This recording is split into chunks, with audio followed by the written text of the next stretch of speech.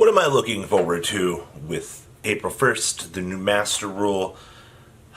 I know a lot of you guys are cooped up because of Crush Card virus going around right now. I get it, alright?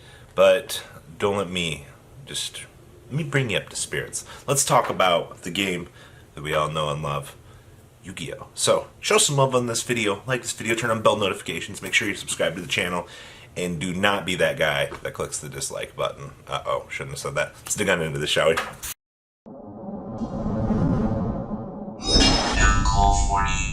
Alright, so what am I looking forward to out of the whole new Master Rule revision?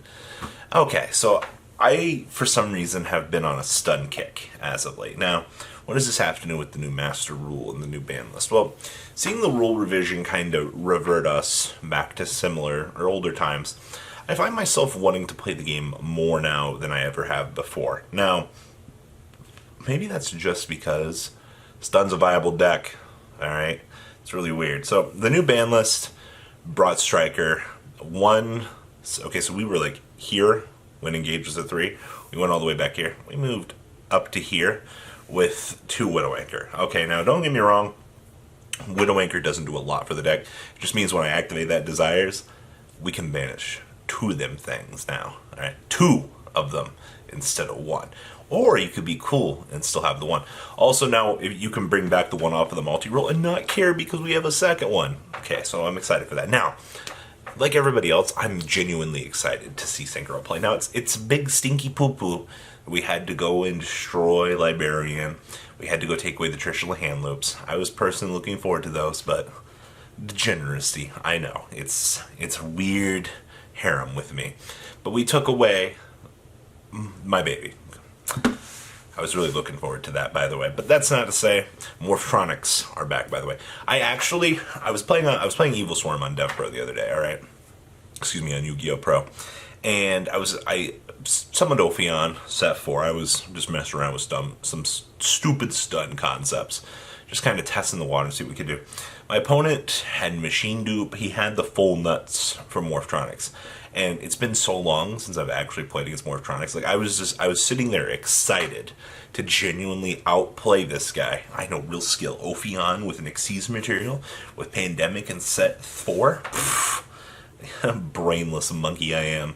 But that's fine. So we were looking, just general excitement for seeing the revival of these decks and more consistency return to the game for this. Now, on that same story here, alright, I played a 32-minute game to deck out Melodious because this Melodious guy thought that he was actually good at the game. By the way, playing Yu-Gi-Oh! 37 turns in advance, actually it was like 30 turns in advance, managing your deck, making sure that you're setting those Solemn Judgments. By the way, Solemn Judgments should have never came back to 3, because now as a stun player, I can hard lock you, and then I just hold my Judgments for your power cards for when you attempt to out my cards. What are you going to do? Alright, there's... Judgment's the thing that ensures that I get 3 negates while I'm decking you out. 0 complaints, by the way, for that. Good job. Alright, we should have never brought Judgment back to 3, but you know what? Thank you. Now I can deck out bad Melodious players for thinking that they're going to beat me. You summon your ultimate defense monster, let's see you get over my Ophion.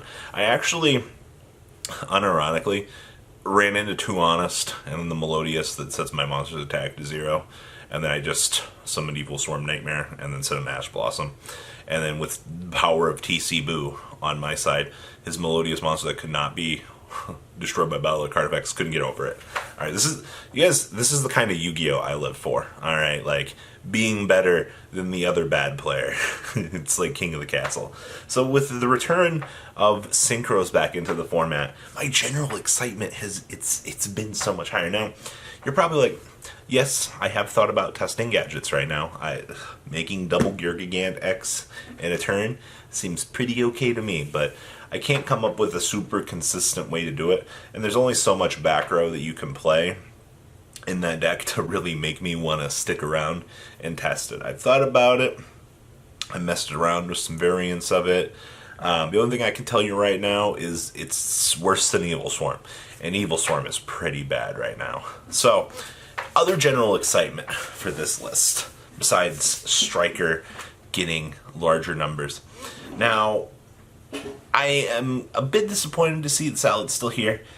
Um, Sadly, Magician Souls. Okay, so like this is really mind-boggling to me. So when we looked at Magician Souls as a card, initially on release, a lot of players were looking at this like, oh yeah, goes good in Spiral. It increases consistency for spells and traps and things like that. Well, I'm seeing decks like Frightfurs playing it because it's a more consistent discard draw engine. All right, rogue decks can now play this card. Now, it doesn't help if you can't afford it. I get it. Big stinky poo-poo, all right? Nothing we can do about the price tag on that thing. But what I can tell you is consistency increase. So why the card hasn't fallen to like, I honestly thought the card was going to fall to 50. But looking at this so far, it's a very good increase to the tier 3 category. Not saying that Fluffles or Frightfur are in the tier 3 category, but we do have a consistency increaser available in today's format. You know, let's look at Lunalights, for example. Before they died, they were playing it. So were Spirals. So it does do weird things for other rogue decks. So I'm excited to see how Magician Souls will impact more of the rogue category for these things, and we will maybe see a consistency increase with something, because like I said, that's a reason why the card hasn't gone down yet. It's good generic draw power. Now that Spiral Master Plan is dead, oh, we've got probably one of the best things right around the corner here, and it's called Tough Control. Now, hear me out here, all right? So, Tough Control is where you have like this cool armament of quips. I think we played the, full armored on the thing, and now we just summon Tough. He's our boss monster, all right? It's real cool. And we use him to control the game. Now, as a stun player, I love this concept, all right? Maybe stun is just protect the castle. Fossil Dyna is a castle. Ophion's a castle. Tough with a lot of equips is a castle. Oh, does that mean that Noble Knights? Oh, Noble Knights are protect the castle. Uh-oh. Let's just put that one back down and not worry about that one. So, you've got this deck right now that just got this unsufferable hit to Master Plan. Now, players are looking at this deck and they're like, well, it's dead. And I agree, all right? But the part of me that wants to still play these cards for the interactions and things, I think that there might be something there, at least for the tier 3 category, all right? Like, you have to remember casual Robbie's coming around like now going, me smash, me smash, me smash. All right, like, Tough Control, no exception to those rules. And as for back to the Evil Swarm note, deck is testing like this right now, all right? If y'all want a list, I can comment down below.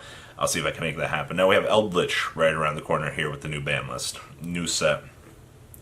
The OCG is doing some crazy things with this deck, all right? Like, I have seen so many cool combos come out of this deck that I didn't even know were possible.